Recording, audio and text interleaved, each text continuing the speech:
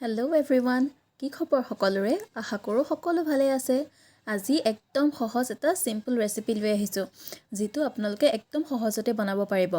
আৰু তাৰ কাৰণে লৈছোঁ 3টা এগ আৰু আলু বইল কৰি লৈছোঁ এটা বিলাহী, 2টা বিলাহী আৰু অকণমান নহৰু আৰু শুকান জলকীয়া। আৰু এইখিনি এখন শুকান ফ্ৰাইং পেনত এনেদৰে অকণমান ভাজি ল'ব লাগিব।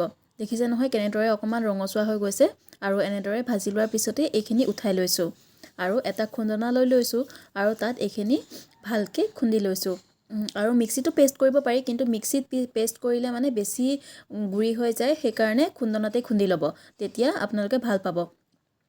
আৰু এইখিনি খুন্দি লোৱাৰ পাছত কণীকেইটা এনেদৰে অকণমান কাটি লৈছোঁ। আৰু এইখিনি কিন্তু বইলকৈ বনাম দেই, সেইকাৰণে মই অকণো তেল ব্যৱহাৰ নকৰোঁ ইয়াত। আৰু চাব আপোনালোকে এইটো ৰেচিপি ট্ৰাই কৰিব, বহুতেই ভাল পাব। আলুখিনিও এনেদৰে বইল কৰি লৈছিলোঁ আৰু অকণমান এনেদৰে পিটিকি লৈছোঁ। এতিয়া ফ্ৰাইং পেনখনত অকণমান পানী গৰম হ'বলৈ দিছোঁ। আচলতে যিমানখিনি আপোনালোকক জুলীয়াকৈ খাবলৈ বিচাৰে সিমানখিনিয়ে পানী দিব।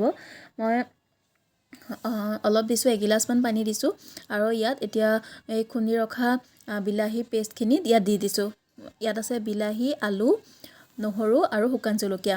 এইখিনি অকণমান উতলিবলৈ দিছোঁ আৰু উতল অহাৰ পাছত ইয়াত দিছোঁ জোখ পৰিমাণে নিমখ। আৰু ইয়াৰ পানীৰ জোখটো আপোনালোকে নিজৰ হিচাপত ৰাখিব পাৰে, যিহেতু আলুও আছে। আৰু এতিয়া মই অকণমান এচামুচমান পিঠাগুড়ি অকণমান পানীত গুলি লৈছোঁ আৰু ইয়াত দি দিছোঁ। আৰু তেতিয়াহে তৰকাৰীখন অকণমান ডাঠ হ'ব নহয় জানো। আৰু এতিয়া এগখিনি দি দিছোঁ আৰু অকণমান উতলিবলৈ দিছোঁ। আৰু একদম সহজতে ৰন্ধা এয়া চিম্পল এগ কাৰী ৰেচিপি তৈয়াৰ হৈ গ'ল। ইয়াত ওপৰত ধনিয়া পাত আৰু কেঁচা জলকীয়া দি দিছোঁ। যদি মোৰ ভিডিঅ'টো ভাল পালে তেতিয়াহ'লে প্লিজ মোৰ চেনেলটো ছাবস্ক্ৰাইব কৰি ল'ব। আৰু এই টেষ্টি ৰেচিপিটো ঘৰত নিশ্চয় বনাই খাব। আজিলৈ আহিছোঁ, বাই।